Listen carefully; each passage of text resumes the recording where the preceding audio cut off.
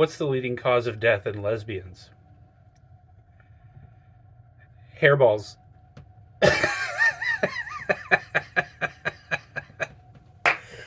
What's up, weirdos?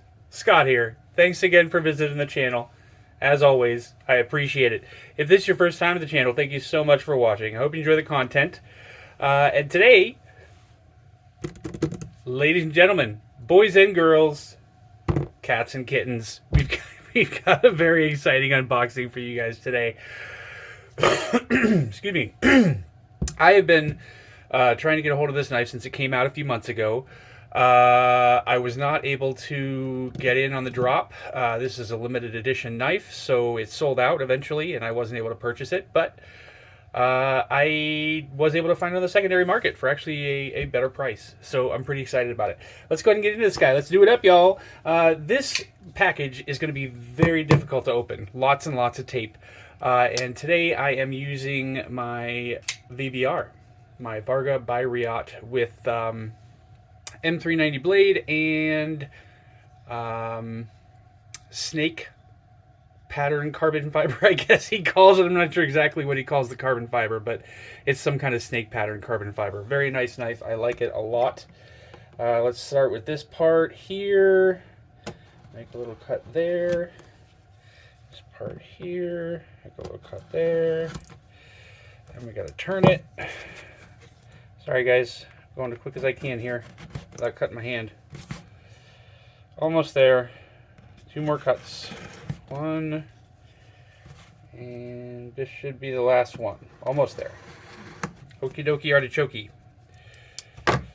Okay. Very excited about this knife.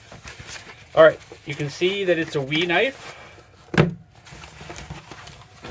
Limited edition. All right, that's all we have in the box here. Get rid of that. Okay, so as I said, I wanted this knife really, really bad. It's one of the few wee knives that I've actually been super interested in, but I wasn't able to afford it. And a lot of people have that whole FOMO thing, fear of missing out, where you think you have to have a knife and you can't not get it. So you put yourself either into debt or use a credit card to buy a knife or whatever, and then you end up hundreds or thousands of dollars in debt. And I don't know. I don't do that. I don't do the whole FOMO thing. It doesn't really bother me all that much because I know you'll always be able to find something on the secondary market. Most of the people in this community take very good care of their knives. It's part of the hobby. And a lot of times you will be able to find someone who's selling it for a reasonable price simply because they're good people and they want to share the wealth. You're not always going to get fleeced on a knife that you want to buy. So I'll go ahead and show you this guy. There's the certificate of authenticity. Very snazzy. So this is number 296 out of 310. The wee ZIFFIUS. If I can hold that still long enough for you to be able to read it. The wee knife ZIFFIUS WE2202 4A2. Hand rubbed satin CPN 20 CV blade, grade titanium handle, twill carbon fiber integral spacer. It's my favorite. It's the most exciting part about this knife to me. Is the integral G10 spacer. Very excited about that. All right, let's get this guy opened up and show you what she looks like. Now, this was brand new in box, so to my knowledge, it has never been used. We'll take a look at the edge here in a second. Oh, that's nice. That's so beautiful. Okay, so here we go. The Wee Knives ZIFFIUS. You've got the integral G10 backspacer there, wrapped all the way around the handle, the front and the back.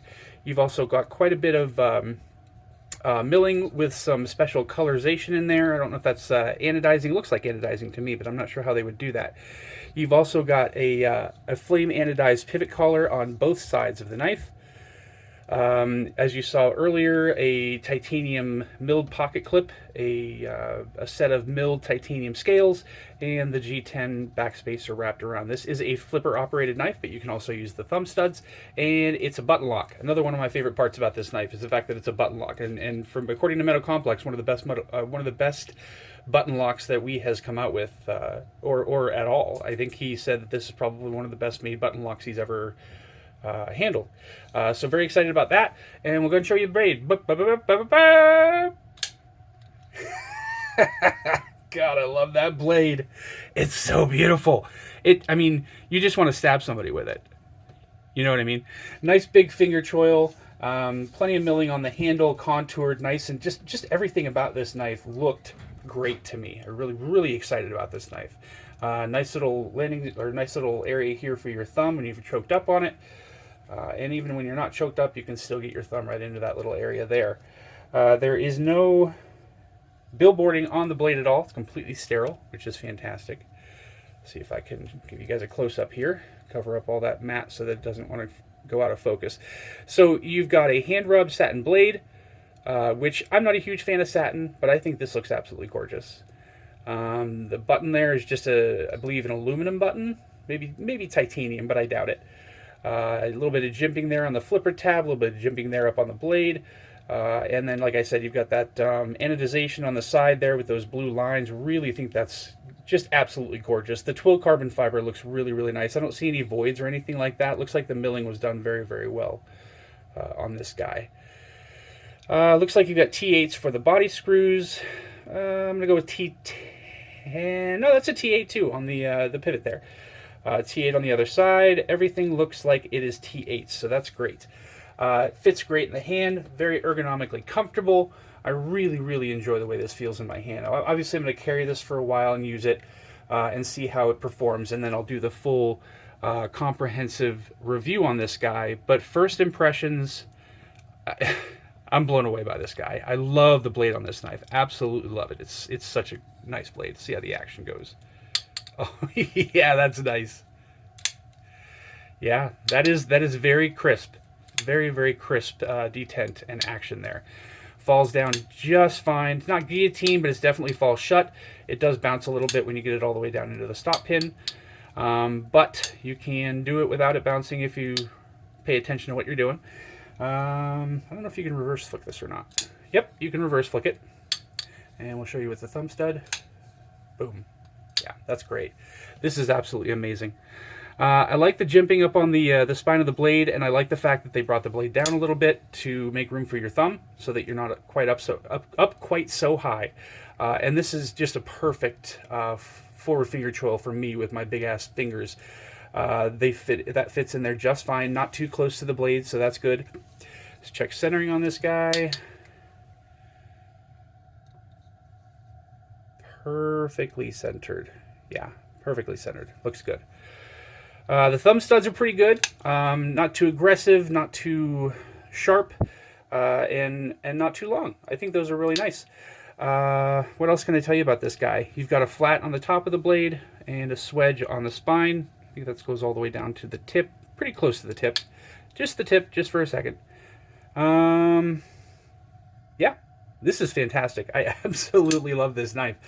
I think you're going to spend, if you find one retail for these guys, which I don't think you're going to, but I'm fairly certain they were around $350, and I picked mine up on NAF sale. I'll go ahead and link that in the description for you guys in case you want to check it out.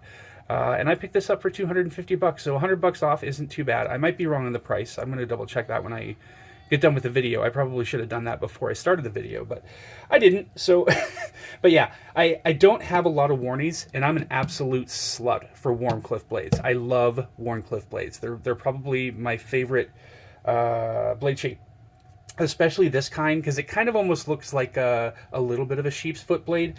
But as far as I can tell, the main difference between a WARNCLIFFE and a sheep's foot will usually just come straight out to, towards the tip with a swedge or something like that, but it'll end relatively early and just go straight down. With a WARNCLIFFE, they normally come out quite a bit further than a sheep's foot. So I think that's the main difference between a WARNCLIFFE and a sheep's foot, but I don't want to piss off the blade shape police, so I'm not going to talk any more about that.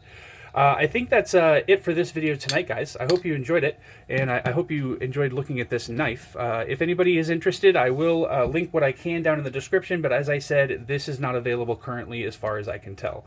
But you may be able to find one on the secondary, and if you do, I would definitely recommend, if you can get it for under $300, it's a screaming deal, in my opinion, with all the titanium, the G10, the beautiful steel, the absolutely phenomenal flipping action, and the drop shot action. It's just, this guy's a no-brainer. Absolutely wonderful. Love it, love it, love it. I think that's it for tonight, guys. Hope you enjoyed the video. Stay up, y'all. Take it easy. Bye.